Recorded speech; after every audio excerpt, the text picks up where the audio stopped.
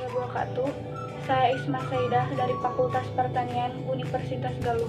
Di sini saya akan menerangkan bentuk batang dan jenis berdasarkan ada tidaknya batang. Simak videonya. Ya, di sini saya akan menjelaskan secara singkat mengenai bentuk batang dan jenis berdasarkan ada tidaknya batang. Sebelum mempelajari bentuk dan jenis batang, kita harus mengetahui dulu pengertian dari batang. Batang atau kaulis yaitu organ tumbuhan yang berfungsi untuk menegakkan tubuh tumbuhan serta menghubungkan bagian akar dan daun.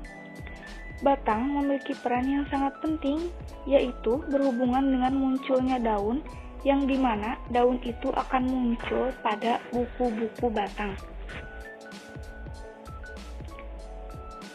1. Tumbuhan yang tidak berbatang atau planta akaulis. Tumbuhan yang benar tidak berbatang sesungguhnya tidak ada, hanya tempatnya saja tidak berbatang. Itu karena batangnya sangat pendek sehingga daunnya seakan-akan keluar dan bagian atas akarnya dan tersusun rapat satu sama lain merupakan suatu rosula atau disebut roset, misalnya pada lebak dan pada tanaman sawi. Yang kedua, tumbuhan yang jelas berbatang. Terbagi menjadi beberapa bagian, diantaranya 1. Batang basah atau herbaceous, yaitu batang yang lunak dan berair, misalnya pada bayam. Yang kedua, batang berkayu atau lignosus, yaitu batang yang biasanya keras dan kuat karena bagian besar terdiri dari kayu yang umumnya terdapat pada pohon dan semak, contohnya pada batang mangga.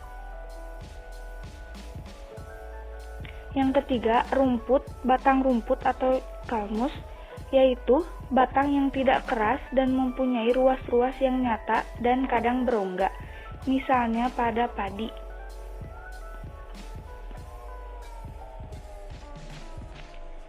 Yang keempat, batang mendong atau kalamus, yaitu batang yang seperti rumput tetapi mempunyai ruas-ruas lebih panjang, contohnya pada batang mending.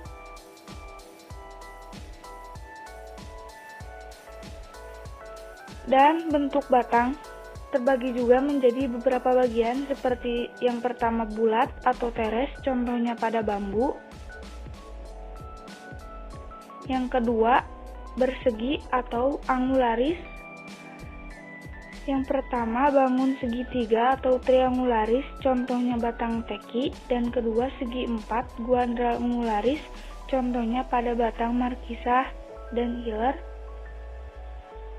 Di sini saya tunjukkan untuk yang sebelah kiri teki dan yang sebelah kanan tanaman markisah. Yang ketiga, pipih, yaitu melebar menyerupai daun, terbagi menjadi dua bagian, yaitu pilokladia, sangat pipih pertumbuhan terbatas, contohnya pada tumbuhan tahunan. Dan yang kedua, kladodia, masih tumbuh terus dan bercabang, contohnya pada kaktus. Yang ini untuk pilokladia, tanaman tahunan. Dan ini untuk kladodia atau terdapat pada pohon kaktus, tanaman kaktus. Sekian video yang dapat saya sampaikan, kurang lebihnya saya mohon maaf, semoga bermanfaat. Wassalamualaikum warahmatullahi wabarakatuh.